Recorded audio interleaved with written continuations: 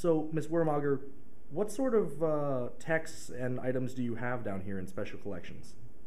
Well, basically what we have down here in Special Collections are things that we have down here either because of their age, that they're valuable, or because they're fragile, or they have an unusual format that would make it difficult to have them in the stacks. How do most of Special Collections items come to be in Carleton's collection? Well, most of the things that we have down here right now used to actually be in the library stacks, and at some point in the past people decided that they needed extra protection for those three reasons. So that was really the start of the Special Collections. Since then, we get things through gifts. Often alumni or friends of the college have given us some wonderful collections, and that's added.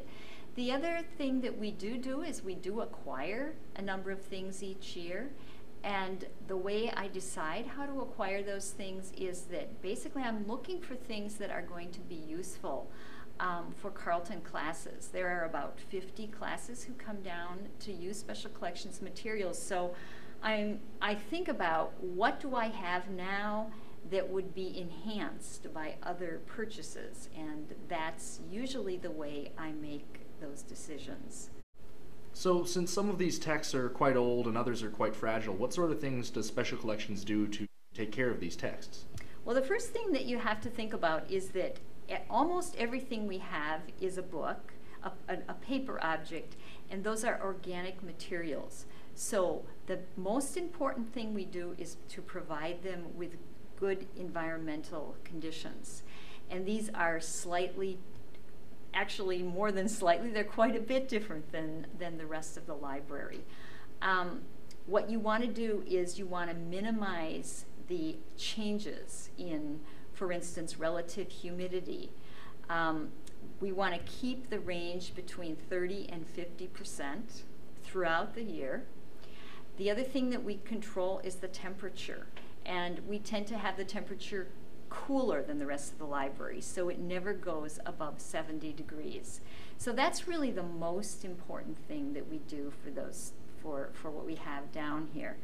The other things that we do make protective enclosures for some material. We also send a small number of things each year out to a conservator, and I'll show you an example of that as well.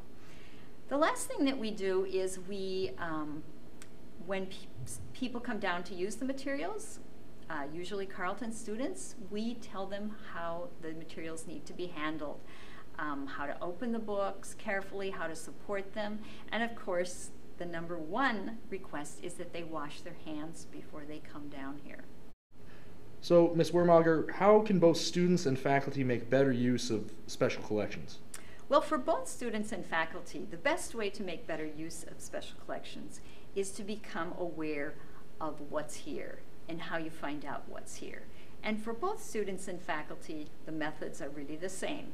The first method is that you can actually, everything we have in Special Collections is cataloged and is in the Bridge.